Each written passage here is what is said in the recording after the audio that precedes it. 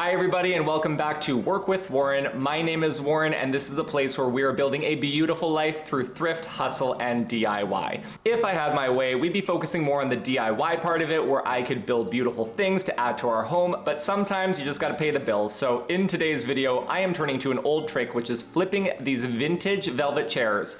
And in the heyday of these, they sold like hotcakes like 2021, 2022. I have no idea how they're gonna sell now, so we're gonna find out how quickly they're gonna sell and what they're gonna sell for and what that profit's going to be. So without further ado, let's get into the video.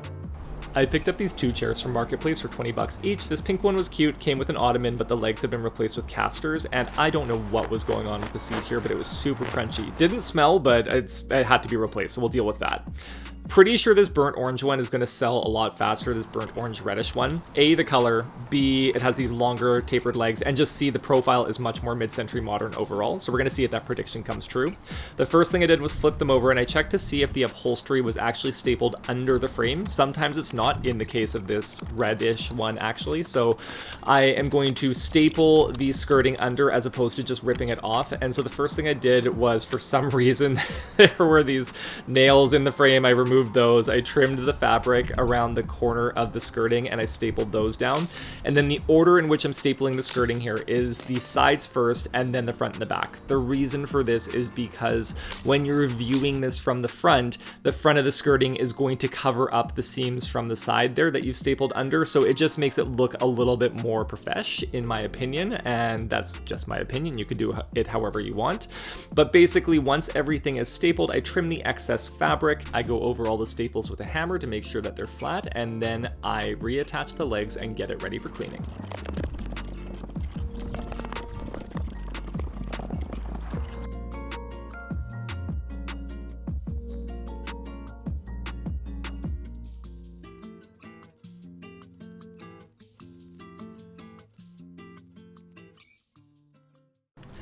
The pink chair actually did have upholstery that went all the way under the frame, so all I had to do was take a large flathead screwdriver, I pried the skirting away from the frame and cut it with some scissors. Then I took a vice grip, grabbed onto an edge of the skirting, and just started ripping it away from the frame. So this part's actually pretty easy, and sometimes you luck out, sometimes you don't. This one I didn't, and there were a million staples that were left behind. So I just took a pair of needle nose pliers and plucked those all out to make sure that that was not going to be an issue going forward. And then I did take this kind of cover fabric from the bottom, and I just removed that because it was held in place by the skirting. To clean these chairs, I grabbed my shop vac and I got into all the nooks and crannies and made sure that there's no dust or crumbs. Then I used my Bissell Little Green Pro Heat to do any of the spot stain removal here. I will happily shill for a product that I truly find makes my life better. That is the Bissell Little Green. I use it all the time for my business for any upholstered furniture, and I use it all the time in my own house. I found a puppy in the park a year ago, and it took forever to potty train this thing, and it would piss on my carpet all the time. I use this thing multiple times a day. It's so easy to use. You basically just, you don't need to use the Bissell cleaning solution. You can just dilute a little bit of laundry detergent in the tank, and you spray it on, you scrub it out, and then you suck out all the dirty laundry juice basically through the vacuum hose there. And if you need to, I mean, if you're just doing some laundry solution, you can just spray a another layer of clean water on and just suck that out after to kind of rinse the fabric. But it's so easy to use. I use it all the time. Could not recommend this more. I will leave a link in the description of the video below if you're interested. Okay, for this crunchy cushion situation, I took the ottoman and I ripped off the cushion from the ottoman.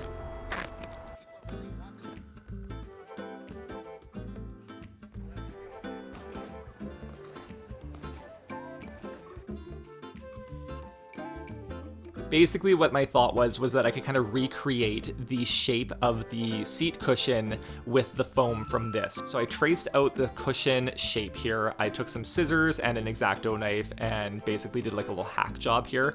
I've washed enough cushion covers to know that really, as long as you can stuff it in the cushion cover, it's going to be fine. So did that, and then I had to add on to the other side, basically kind of that other little wing thing there.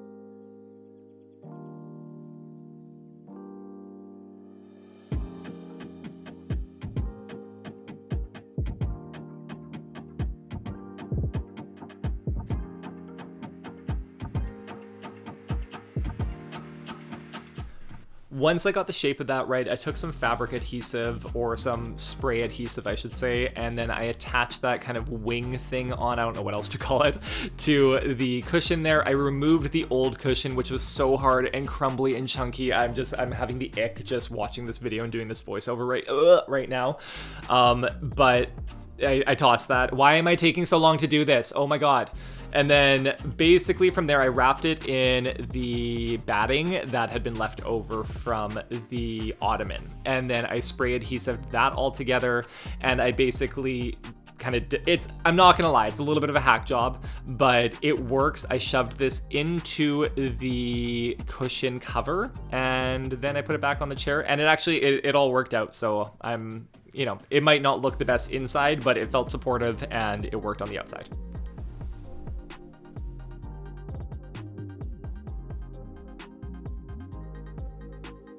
And then the last thing to do is to stage and post. So I brought these inside, I took some pictures of them, and then while I do cross post on multiple platforms, about 90% of my sales would come from Facebook Marketplace. And so I would put a description, lots of pictures and videos, and any pictures of any flaws as well. I would do a description that would have the dimensions, the shape, the brand, if I can know what the brand is, and again, any flaws. You just want to make sure that everyone that's buying from you is perfectly aware of what they're getting.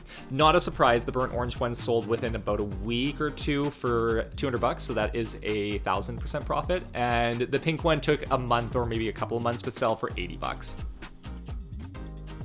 Okay, so let's run over the numbers there. So I bought these chairs for $20 each. That's $40 that I spent on the chairs. And I sold them for $280. That's a $240 profit. That is a 700% gain, which is actually pretty good. And I put about 3 hours of work into these.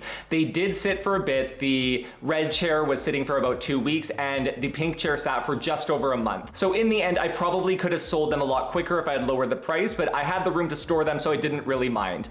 I hope that you found this video useful. It is really the easiest, or one of the easiest ways to get into flipping furniture to make a few extra bucks. If you liked this video or found it entertaining, please give me a like below or perhaps leave a comment, and I will see you next time on Work with Warren.